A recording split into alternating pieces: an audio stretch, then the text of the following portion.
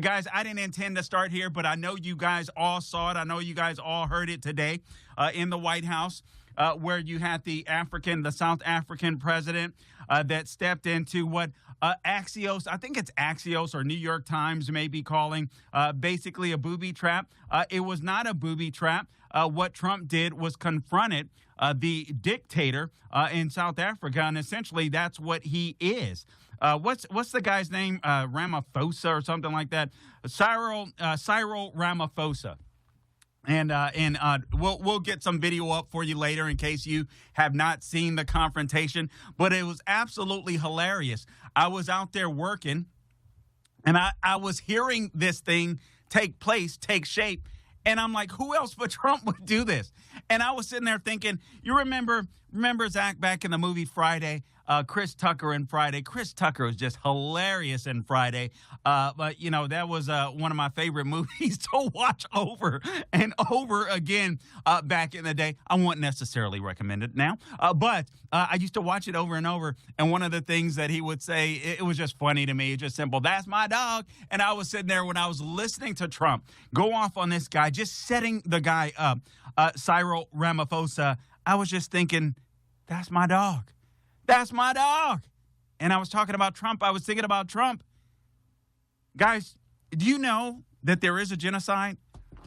There is a genocide that's going on in South Africa. Again, I didn't intend to talk about this. I know Larry talked about this. I know plenty of conservative hosts have talked about this, but I'm going to go ahead and opine on it because I haven't had the opportunity to connect with you, Larry's audience, on this particular issue. And why not? Now that Trump has, just set this fool straight right inside of the White House. You guys know what a refugee is, right? You guys know what a refugee is, right?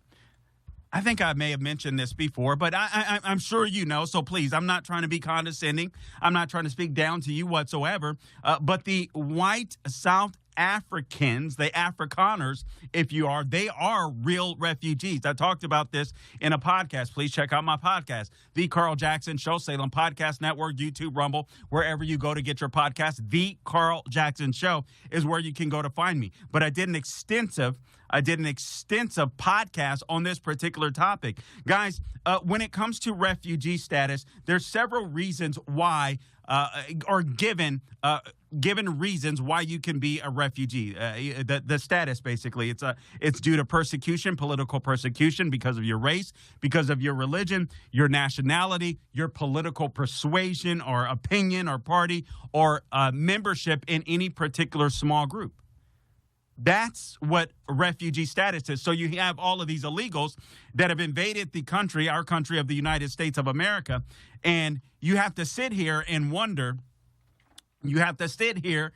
You have to sit here and wonder, man, what is the left up to? They hate the Afrikaners not just because they're white, but I think they're not. They're actual refugees. They're actual refugees. The white Afrikaners totally destroy the narrative that only blacks can be racist. Just like that dude pretending to be a woman that we showed you last night on video, arguing against Riley Gaines on Piers Morgan's show. Just absolutely insane. The nonsense that blacks can't be racist. It's like, where do they get the moral authority to say that? Only Jesus has that type of moral authority. It's really stupid. But people believe that. Sadly, lots of black Marxists, lots of black leftists, ones that don't even realize that they're leftists, believe this nonsense. But what Trump is doing is turning this on its head. And he's again making the left defend the indefensible. It's astonishing to me. It's almost as if he's baiting the left to stick up for genocide. And at the same time, he's keeping his base because there's some poll numbers out where he's still looking great. He's keeping his base. I was reading an article this morning from The Guardian. I wouldn't recommend you do that. I'm talking about that is slave labor, all right, that I do for you because I love you. That's reading a left-wing jargon, bunch of nonsense, but it's informative. I like to know what the left is thinking. I like to know their strategy. These people are so far behind, it's insane. Seriously, it's insane. They are talking about professors catching up. Oh, this is how we lost the white working class. This is how we lost the working class. Like, they're starting to figure this stuff out. And I'm like, oh my God, you don't say. I mean, Trump stole the working class from you in 2016. He didn't steal it. He won them in 2016. And these fools are just now starting to say, you know what? Maybe this globalism, this neoliberalism, this climate change stuff, this racial gender stuff, maybe this isn't the route that we should go. I'm paraphrasing, but that was basically what The Guardian was writing. It's astonishing to me. So they're trying to figure out how to get these people back. Meanwhile, Trump is exposing them for who they are. And these are people, the left are people that are anti-Semites. They're anti-white. They're anti-patriot. That is the left. And now he's got them defending genocide. The New York Times, Axios, right away out with headlines. And I forget the headlines. Forgive me. I don't have them in front of me. All right. But right away, trying to put a spin on it as if Trump set this guy up. All Trump did was show the guy a mirror. It was astonishing. It was astonishing. It was beautiful. I loved it. Afrikaners, white Afrikaners, are the victims of genocide. There's no two ways about it. Oh, Carl, that's not their land. They took it from Africans. What Africans? They've been there for 400 years. They're farmers. 10% of the farmers in South Africa, white. 10% of the white farmers in South Africa have been murdered in some of the most gruesome ways you could imagine. Things that have been done to their children, things that have been done to their wives, things that have been done to the men. These farmers didn't take their land from people. They didn't take their farms from people. These Dutch people, they came there, that went to the South Africa area 400 plus years ago, created these farms, built these farms. And then you've got violent thugs that are killing them for the land that can't even farm the land. So now you have less food to be distributed. But it's okay.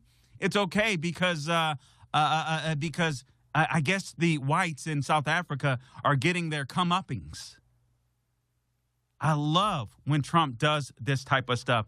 He is putting all of the conventional left-wing nonsense, he is just turning it on them. And all he's doing, it's not even that complicated. It's just courage. All he's doing is saying, wait a minute, Cyril Ramaphosa, we are giving you guys American aid. I'm going to suspend this American aid because you're killing white farmers just because they're white. You say that you're not. So let me just go ahead and play a video for you so that I can show you rallies of your officials and yourself talking about kill the white. What are they called? Boers, I believe they're called. The farmers. It's disgusting. See, the world is evil. The world is evil. You know, America is not this bully like the left pretends. America's the big brother. There you had Trump sitting in the White House, in the Oval Office, saying, I don't want to see this type of death, whether it's whites, whether it's blacks. I don't want to see people unnecessarily getting killed. That is the power. That is the power that America has to do good. For full shows, live and on demand, it's Salem News Channel.